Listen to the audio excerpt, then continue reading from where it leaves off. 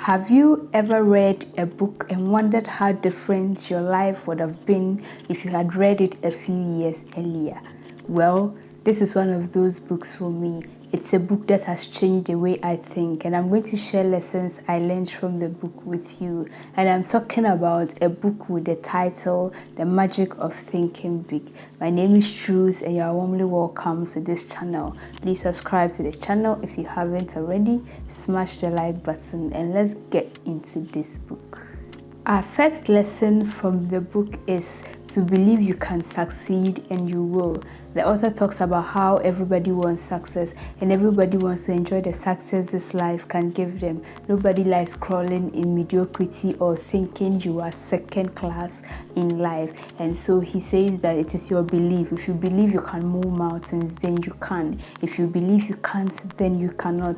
He shares a story of a woman who said she wanted to sell mobile homes. Around that time, she had about $2,000 in her accounts, and everybody around her told her how it will not work and how she didn't have the right skills and how she didn't have knowledge in this area. And she said no, she wants to do it, and that is what she wants to do. She actually went ahead and did it, and within a year's time, she has sold, mobile homes worth $1 million.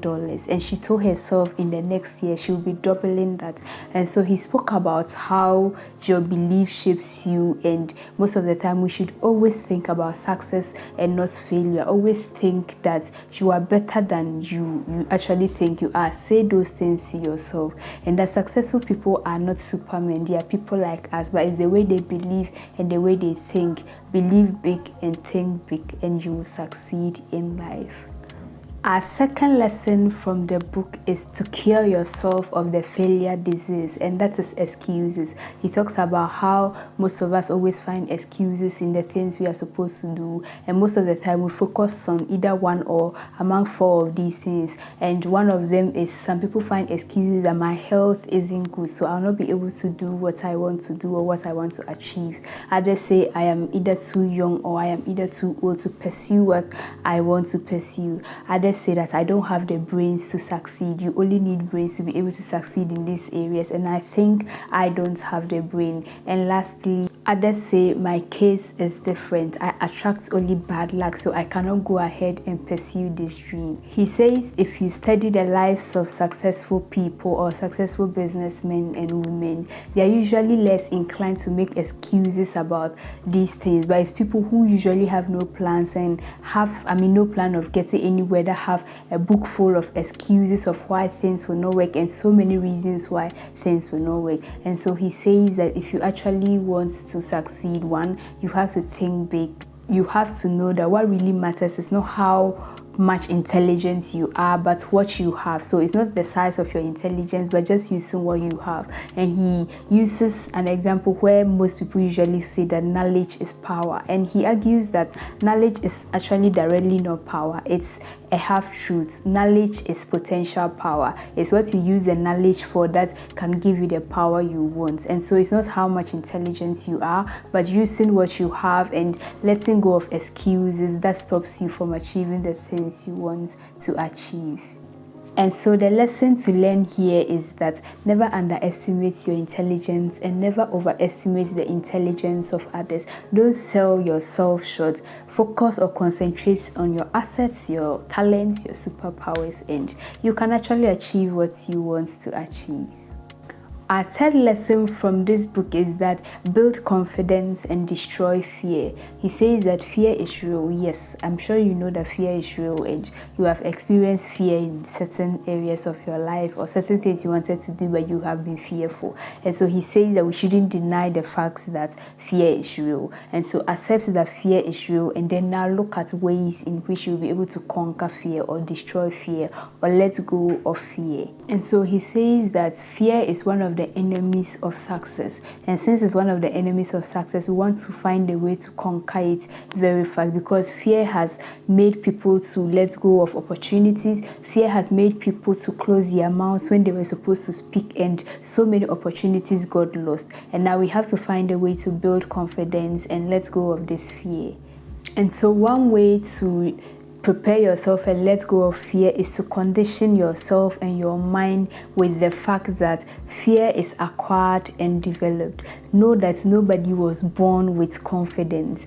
There's no way like everybody, like some people came into this world with so much confidence, and so when you see people who are giving speeches with all the confidence and the boldness, and you see people where like they are speaking and everybody wants to listen to them and you admire them, know that it was acquired and developed bit by bit. It's not an overnight thing. And so that is one of the ways to condition your mind that confidence, can be learned, can be acquired, can be developed, and you don't have to think that you are the only one who feels inadequate about it. Everybody or anyone you see who is confident developed it over time. And he shares some techniques that you can use to build confidence or conquer fear. So if you're in a gathering, in a class, in a conference, be a front seater.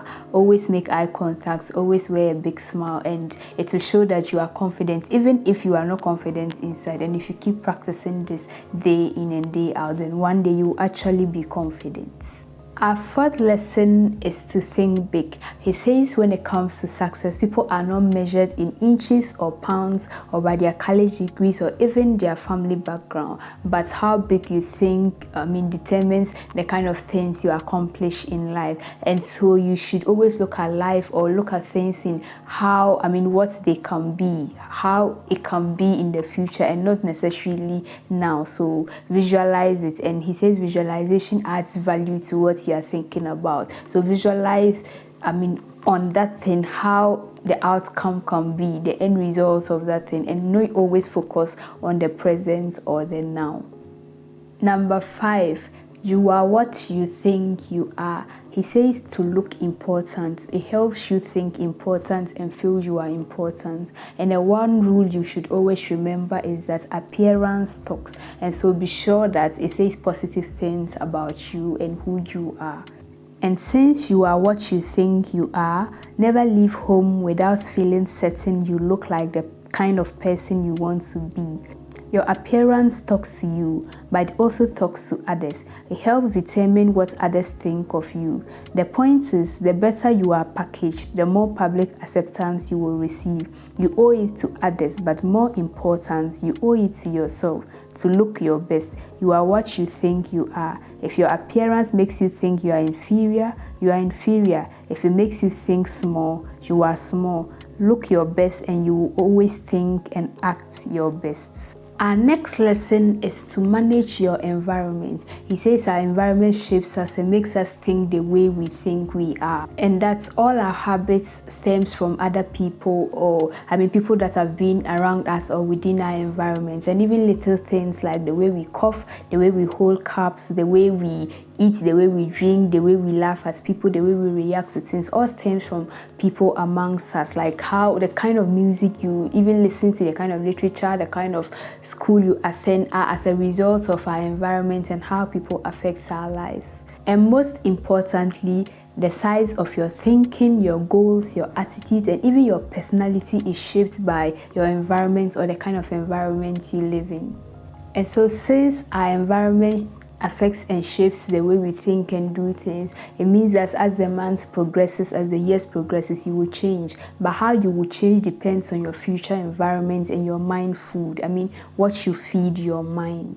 And so this is the time to be very cautious about the kind of advice or the type of advice you receive and even the sources of your information. He says that people who always say it cannot be done are unsuccessful people, and there are always people with negative mindsets who are negators. They are always going around telling you how things will not work out and how things cannot be. And so this is the time to distance yourself and separate yourself from those kind of advice and information from people, so that you live in a positive environment and have the right mindset to be able to dream big and achieve the things you want to achieve. Our 7th lesson says to get the action habit. So this talks about people who are always waiting for conditions to be right before they act or before they start to do something. He says that as you are here in this life, obstacles will come, problems, risk. You will meet obstacles every day of your life. And so this is not the time to wait for conditions to be right or things to be okay before you go ahead to start doing the things you want to do.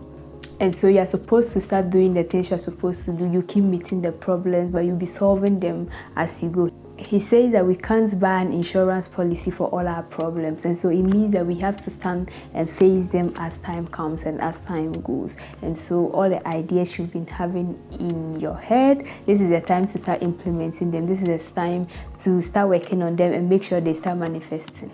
And as you keep working on them, you realize that action cures fear. So as you keep working on it, you become less fearful about whatever you are working on, and you get better. And so he says that when an idea pops in your head, don't just let it go. That's how a lot of people have lost so many important opportunities. When it appears or pops into your head, write it down and then start working towards it right now, and right now. I really enjoyed so much from this book. Two other things I learned from this book. It says that you should invest in education and to invest in idea starters. So education, he says, is one of the greatest investments you can make for yourself, and it will help stretch your mind, train you in the ways you should be. And idea starters are very important. So one of the ways or sources of idea starters are reading books that will stimulate your mind. Books that will stretch your mind, reading books, journaling, subscribing to certain courses and articles and newsletters. So one of the ways you can think big is to invest in education to stretch your mind and invest in idea starters. I learned so much from this book, and I hope you go get a copy and read for yourself. But what have you learned from this video? Was anything helpful to you? Let me know in the comment section. Thank you so much for sticking with me. My name is Truus, and I'm going to link 2 other videos here for you to watch and enjoy yourself. And until my next video, stay safe. Bye bye.